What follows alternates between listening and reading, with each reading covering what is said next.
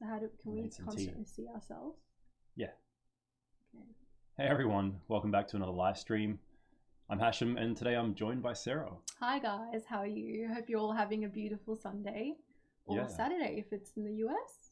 Yeah, so anyone watching in the US or generally the other side of the world, it would be Saturday night. Yeah, Maybe, I think so. yeah, Europe would be like probably sleeping right now, but thanks for joining us.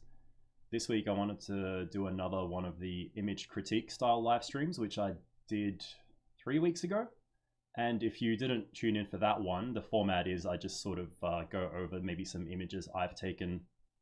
And I've also picked out some images of Sarah's that we can just maybe warm up on, you know, look over some of our photos and critique them and sort of look at what could be better, what is good, what works. And then go over some photography that is on Instagram, which people have tagged the Pushing Film account in.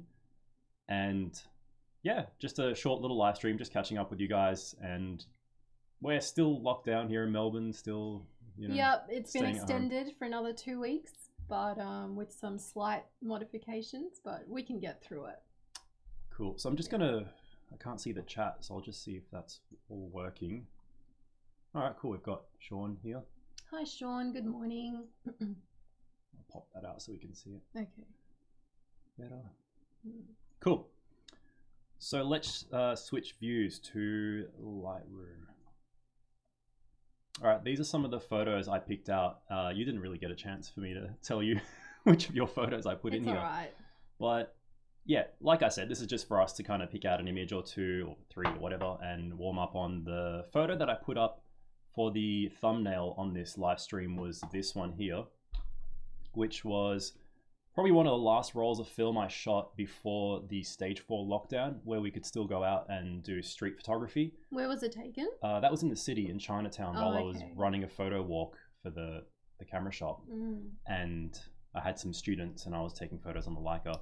And it was a roll of Fuji Superior Premium, which I love. It's such a nice film. Yeah, the reds are so beautiful. Yeah, but man, I miss going out shooting street. Yeah. I can't wait, like, especially after looking through this photo book that I'll show you guys later, Alex Webb. That's what made me think of this image. And this was the last roll of color, not the last, but one of the last rolls of color I shot through the Leica and out and about, especially, you know, in the city, in the CBD, which we can't really go to now without a reason. So anyway, classic sort of street photo that I tend to look for when I'm out shooting, looking for like light and shadow, and it's a bit typical, I guess. But interestingly, like what I liked about it is this little thing here. Yeah, the that stood out. COVID standing sticker. Yeah, so please stand here, staying apart keeps us together. And it just sort of struck me that the world really is changing around us, and it's just a minor little detail, but in the context of the whole image, I love that it's a bit of blue popping out against the red. Yeah. And like composition wise, I quite like it. I intentionally tried to have these in the foreground just to create like a three-way sort of element triangle, and then I was waiting for, you know, people to walk past. One person commented interestingly that it would be good if she was wearing red shoes. That would have been really cool. Yeah, or like, you know, yeah. or blue. Or You would whatever. have had to wait for someone to walk by with red shoes. Yeah, and I think I had a few people walk past, but like this was the most interesting because it had like those blocky colors of the Converse Yeah, the Chuck Vans. Taylors. Yeah. Yeah, you know, like classic looking. But yeah, I like it. nothing special, I guess. It was just. I like the right hand side's very like black. The chairs almost seem like they're in some sort of void. Yeah. Because the light was still hitting the chairs, Yeah. but what I did in this situation is expose for the highlights. Because I don't have the light meter on the M4, I automatically just use Sunny 16 and go, all right, that's the sunlight. I'm going to meter for that, which the sunlight's also hitting these. So I was probably using F11, F16, 250th of a second or something. Yeah, it's a great shot. Yeah, the only thing I think would have been cool is something more interesting here rather than just someone's legs walking past. Like, I don't know really what else it could have been, or if she was walking in a little bit closer to the storm drain there rather than up against the wall, because the shadow would have been more interesting if it was a long shadow. Yeah, true, it would have been. Yeah. Oh well, can't change the past. Yeah, but you know, we learn from this stuff. And Yeah. it's great fun. Just getting out shooting street's a great way to exercise. Sure. Let's look at one of your photos. All We've right. got 3 of yours down here. Okay. I quite like the middle one, so we can. The one with I the guess. car? Yeah, let's have a look at that. All right, what did you shoot this on again? Damn, What was it? It was You either, debbed it for me. What was yeah, it? I don't know. I didn't have the film, but it was either your Leica point and shoot, or It was the point and shoot. I'm or just the trying. Minolta X7. I reckon it was Fuji C200 or Pro. No, it was no, Pro Image. The film was Pro Image. Oh, wondering what okay, camera. right. Yeah. The camera was the Leica point and shoot. All right, Yeah. cool. Yeah. These were taken on my few like bike rides in the second lockdown. Yeah. And this was just a scene I stumbled upon, and I really liked the way this car was popping out and like that little font on Bayside taxi services. I probably could have. I think a lot of the time when I shoot, I think about cropping in post. Like, for example, if I'm to post this photo somewhere or use it for something, I would probably, I don't know how I would crop that black car out, but I would probably crop from the side and get rid of that, a bit of that truck.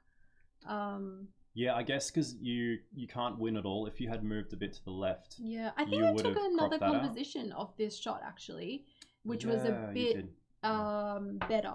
Oh, okay. Yeah, well, but I picked the wrong one. Yeah, it's okay.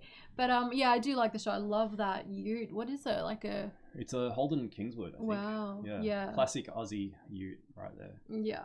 Holden Kingswood.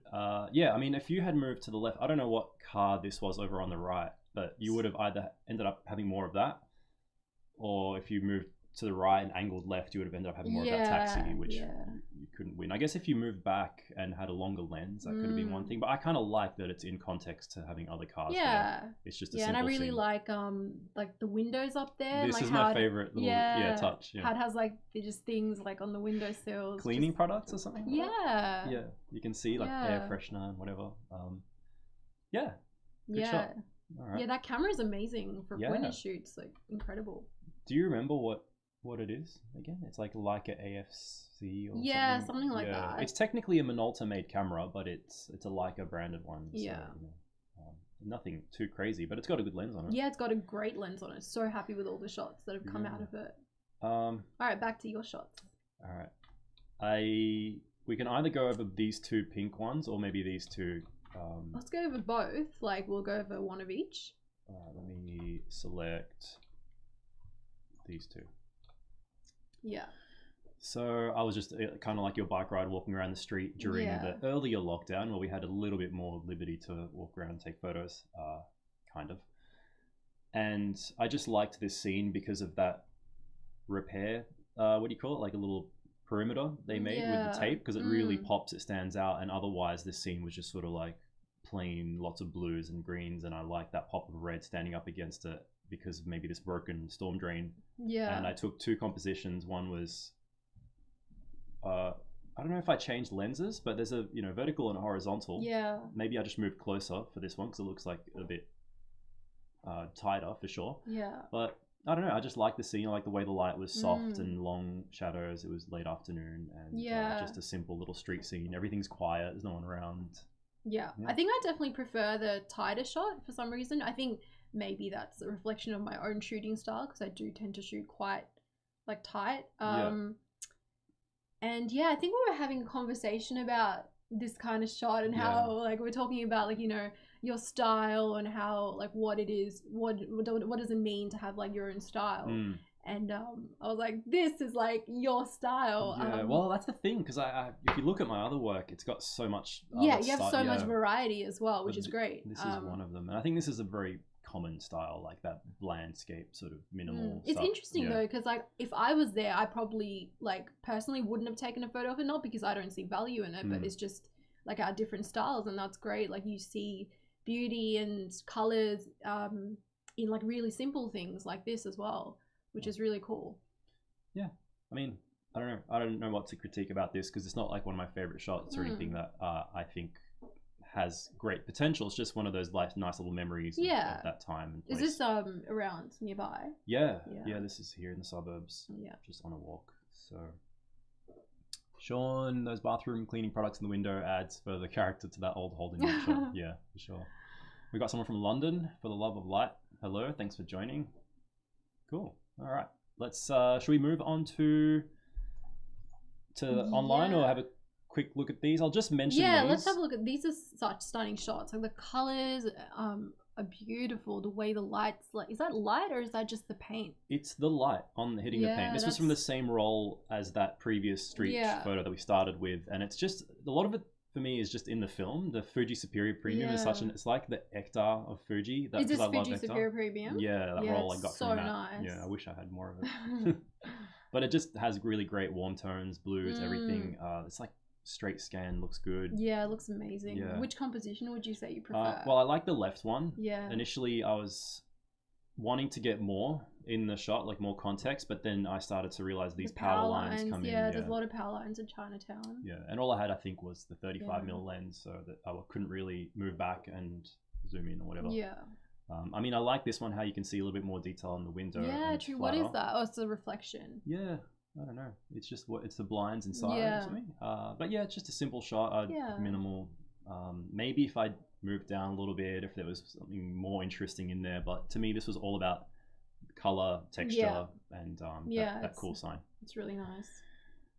All right, let's move to Instagram and look at some other people's photos. Okay. This is what I'm more interested in. I don't want to talk about my stuff too much. All right, so let's bring up the browser. So what I did last time is I looked at photos people have tagged, and I put out on Instagram that, you know, if you have any photography that you want to share, just tag the Pushing Film account. You can use the hashtag, but it's better to just use the account. That way they're all here.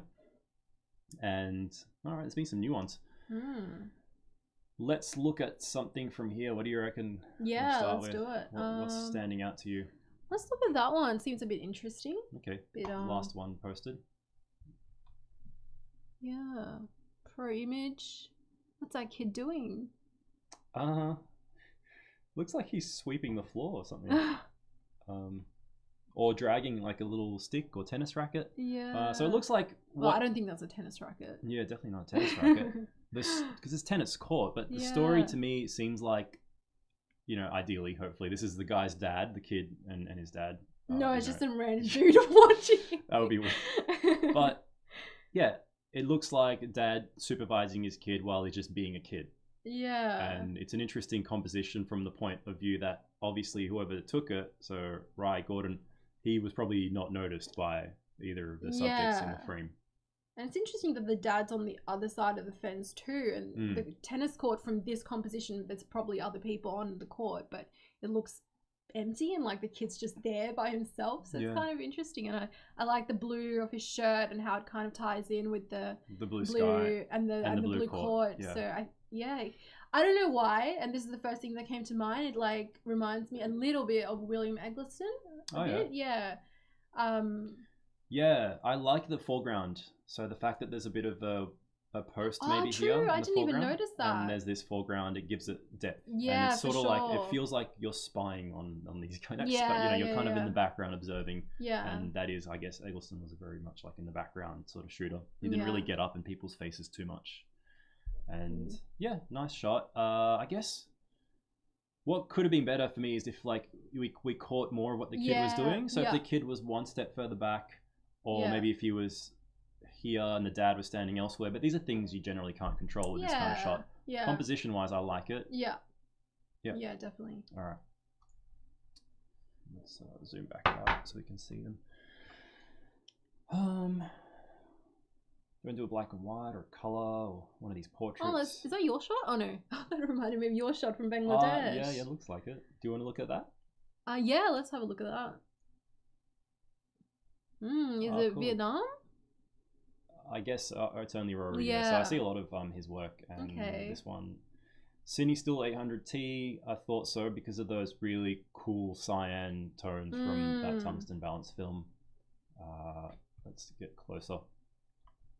Yeah, nice night shot. Night photography is hard because you're probably having to shoot handheld and wide open, and it's hard to focus and stay still. And he's done well here.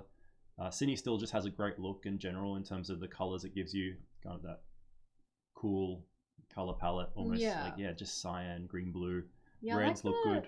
Do you reckon a star filter was used for the flares? Maybe. I don't know. Yeah, it could just be the lens, the way it flared. Yeah, that's actually really nice. I think that's my favorite part. Yeah. How like the middle bit is like the most flary. It's a series as well. Oh, cool. Oh, nice. I like that. Yeah, so we got a long, maybe it was a tripod. It must have been a tripod. Yeah. Then. Yeah, that would have helped a lot because it looks like he was probably able to stop down a little bit, use a tripod. Yeah. Contax RTS. I think that's a SLR. I don't know. Okay. But what I like about Cine Still is the reds. It's got a really the deep reds, especially like these buckets, the tail light. Yeah, the reds are stunning. Light paint there. Let's look at the chart. Josh is here. Hi, Josh. He was talking about the previous shot with the foreground. Sean, night shots, not confident to shoot film at night. Yeah, it's tricky. I think just practice in your own neighborhood first. Get out and just shoot what's around your house, or even just shoot your own place, like a lit up window from outside. Start with something small, use a tripod. It definitely takes a bit more patience to shoot night film, I find, because a lot of the time you're having to do long exposures, or you're having to like set up, which you need to do for like other shots too, but I think with night shots you need to put a bit more effort in. Yeah, but it's worth it though. Night shots can come out so beautiful, for sure, especially on film. Like this just looks really like a still out of a movie, and that's especially it's with very using cinematic. Kodak Vision 500T. It's a film that's been used in so many great movies, especially recently. Makes me think of Bad Times at El Royale. Oh yeah, all those sort of things. If you guys Lost haven't, in Translation. Yeah, if you guys haven't seen Bad Times at El Royale, you should definitely watch it. It's a good one. All right, what can we say about this photo, like in terms of? Well, they've provided like a few different compositions. I actually quite like the one with the tail lights. I like how the red interacts with the moving flag is nice as well. Yeah, that is nice. Flag. Yeah. I just wish maybe I could make out a bit more detail here, but that's kind of a limitation of the 35mm film and the color balance. Maybe, I don't know, but there's so much happening here. It's quite interesting. Makes me wonder, what are these, like a tool shop or something? And probably it's just Instagram compression as well. But this would make a nice little print to put on in your bedroom or something. I wonder what kind of shop it is. A hardware store. Oh yeah. Yeah. Right. Good work. It's only Rory. Let's look at something else. Okay. Oh, let's. I love this. Yeah, let's have a look at that. Oh, so it was a square composition here, but oh yeah, it's a 3-2. Oh, yeah. Snow. We missed out on the snow this year. Yeah. We didn't get to see the snow or go snowboarding or anything. Yeah, like we really wanted to. But hopefully we can do a Japan trip when traveling is allowed again. Mm-hmm. Someone was asking on the last shot if that was tungsten film. It was tungsten film, that one, 800T. But this photo, black and white, Ilford XP2 Super. Oh, have you shot that film before? Yeah, like once or twice. I'm not a huge fan, but not because I don't like it. It's just because it's not a traditional black and white film, and I find that because I can develop my own black and white, this one you have to do at C41 in the lab, so I might as well just do my own black and white. But it's a nice film. It's got a lot of contrast when I've shot it, and in this photo, what Robin Wakefield Photography has done really well is focused on the foreground. He's focused away from the stop sign. It's almost like you're there looking into the snow, so that you can see the snow, some of the snowflakes in focus, and then the stop sign looks like it's just blurred out in the background, and it plays beautifully with that contrast of white snow and everything else going black. Getting a bit closer for everyone else. Yeah, just a nice photo. And I like that he's put the stop sign there, sort of in the thirds of the image. You can see that white leading up to it. Maybe, I don't know what else could have worked better. Maybe like these sort of photos work really well if you use a flash. Because it actually illuminates the snowflakes, but you can't always be carrying a flash around. What was this taken on? We don't know, but Canon Elan. Yeah, so it's just an SLR. Okay. One of those little like my EOS 500 sort of thing. Yeah, like that might have had a bit. He might have used the flash actually. You can't tell because you can't always know for sure. But I like it. I just like the out of focus snowflakes and the whole contrast of it. Yeah, it's nice. I think this was also by that same photographer before, and this is what I mean by those Cine Still reds. And this is Cine Still as well. Yeah, wow. And look how they completely contrast against that cyan color. That's stunning. When you shoot that really stood out to me. Yeah. So yeah, good work on that. Probably that whole series. He probably shot on the same roll of film as before. Rory, I'm assuming his name is, but All right, let's look at a couple more and call it a day. So Should we do a portrait? yeah, let's do a portrait. One of these three. We could do that Yeah, one. that one's standing Yeah. out to me as well. So this looks like an actual model shoot because I've got like an agency here. Pentax 67, Portrait 400, Nice. and just a classic portrait. Mm. Really shallow depth of field. Works well. I like the model's outfit and the inclusion of like these little bits of Jewelry. turquoise jewelry on both the ties hand. it together. Yeah, he's made sure to. I'm assuming he, because it looks like a guy there, but either way, the photographers have made sure to include a little bit of that hand there and the earring rather than crop out the hand, which you could have done. Just carefully there. I don't know if it was done in camera, but I really like that this stair, what do you call it? The handrail? Handrail, yeah. Is aligning perfectly with the alignment of his eyes. Like I don't know if he's had him lean his head to the side like that so that that pole comes across in perfect alignment, but it's the kind of thing that you don't really notice, but it's a subtle touch. It makes the photo tie together. Do you reckon really it was, well. I wonder if it was intentional or... I think it probably was. Okay. But sometimes these things can be a happy accident because you wouldn't by nature lean your head too far, and it happens to be exactly where that handrail is. So even where the photographer's positioned himself, he had gone a bit higher or lower, the face would have been either down here or up there, with the handrail becoming a distraction. But this way it actually aligns perfectly with the eyes, which is the focus point of the photo. Do you think the shot would have been better without the handrail? I don't think so. I just think it adds something, because otherwise it would have looked flat. You wouldn't have had as much sense of scale and depth. For sure. Yeah, I agree. And it happens to bring out some of those cool like greenish tones from that. It's a good color palette too. Yeah. What else do you think? If it was composed it's a good differently? composition. I just think the like cropping the hands, maybe like going a bit lower. A bit lower. Yeah. But maybe it was like a difficult composition to work tilting down with. a little bit. I think exposure wise, maybe it's on the dark side, but that's probably intentional, like just to get that gritty look. The most important thing is that the skin tones are exposed well. You just can't see much detail in the shadow or whatever, so maybe metering was tricky, but it just works really well. Like, and that's very much subjective, the whole idea of like metering or tilting down. I think it works well. Yeah, good shots. Sonny D. Wilson from Chicago, Illinois. All right. We'll do one more.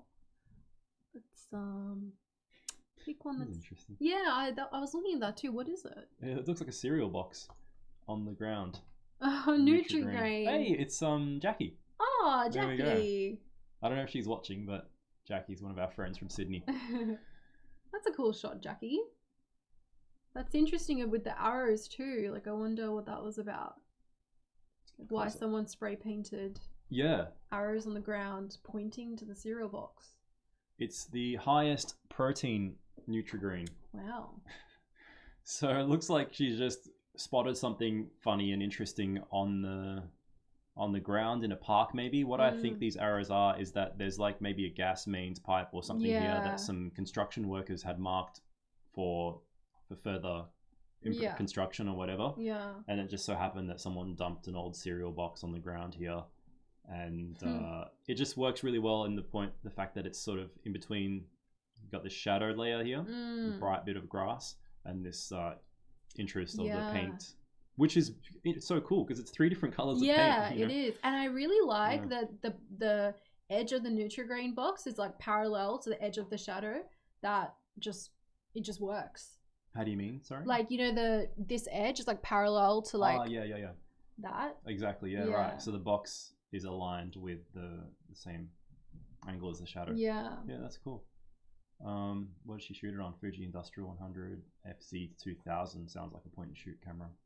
Yeah, don't go littering around cereal boxes though. Pick up your Nutri-Grain. You drongos. All right. So how long have we been streaming? Should we do one more? Yeah, I don't mind. As well. We've gone through them pretty quick. Yeah. How long have we been streaming? I've lost it.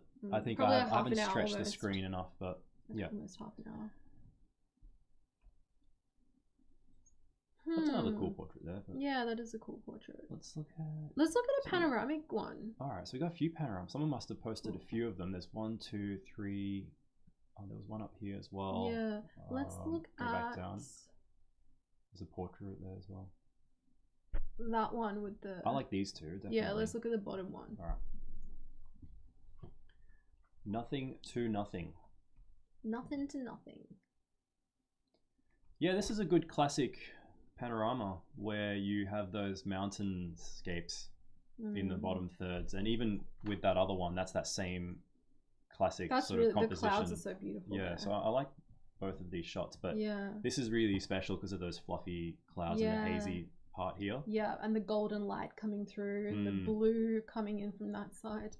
So it looks like maybe it was sunrise or sunset, and the light is coming in from the side somewhere, illuminating this little patch of either mist, fog, I wonder where or this cloud. is. Yeah, let's see. Doesn't I don't think he mentions it. Yeah, interesting. It's beautiful. I miss going to places like that and seeing sunrise, but yeah, it's a great shot.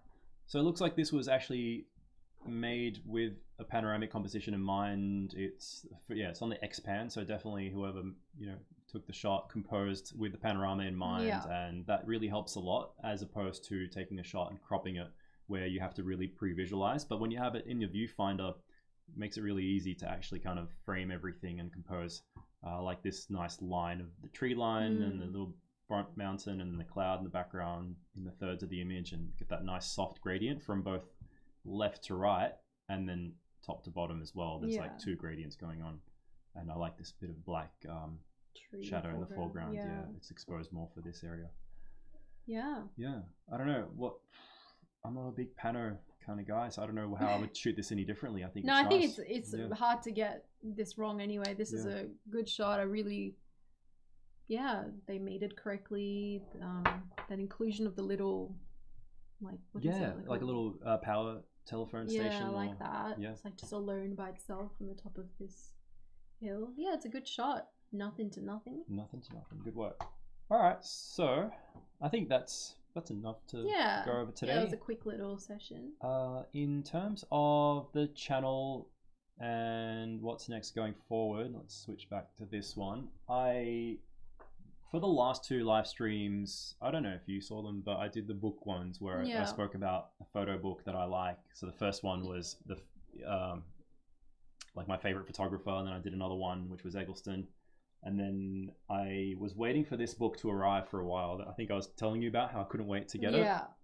And when I finally got it, I was so excited because I'd been looking forward to getting one of Alex Webb's photo books, and this is his Istanbul series, which was shot over a series of like quite a few years between the late 90s and early 2000s.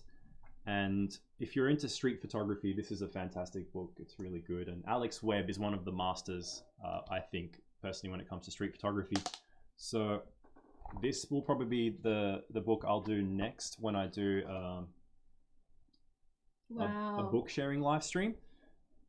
So if you're not familiar with his work, this book and another one he has, which is I can't remember what it's called, like Under Something Sun or something like that. There's one more of his books, which is a collective. It has not just his Istanbul work, but he's done stuff in Haiti, Mexico, the border of the US-Mexico border, and he's done a series in Brooklyn recently with his partner. And he's just got some great work spanning many years. He started way back he was a Magnum associate for a while. He became a Magnum photographer. And I'd always seen his work, but I was happy to finally get to see it properly in this book. So I think, I don't know if it's next week, but I'll do this book next for the next book sharing live stream. People have been really loving it. They think it's a cool, because I just did it experimentally because I was excited about sharing a photo book. Yeah. And a lot of people have appreciated that it brings great photographers to light, and even maybe some smaller ones, and gives them a preview as well. Yeah. So that way, if they want to get the photo book, they get a little bit of a sneak peek, and they can choose whether to buy it or not, and whether they want to look up at least that photographer's work. Yeah. And I put out the Canon Demi video yesterday, and there's been great feedback. So thanks to everyone who's given all the kind words and comments and sharing that. And thank you to you for always like helping and supporting and being in my photos. I think I was going to have you in one of the photos of the thumbnail. Oh, well, I'm glad you didn't. But because of the orientation with the diptychs, I was like, it won't look good as a thumbnail to have like a whole bunch of diptychs. I almost did it, but I ended up going with a photo of the camera itself. That was a good thumbnail. All right, guys. So thanks for joining on another live stream and for the constant support. And thank you again for joining, Sarah. Hopefully we can get you on more of these videos. Yeah, still got to do the Minolta review. Yeah, that's coming. Been a long time coming. Yeah, it'll happen. All right. So enjoy the rest of your day or night, and we'll see you on the next video or live stream. See you later, guys. Bye.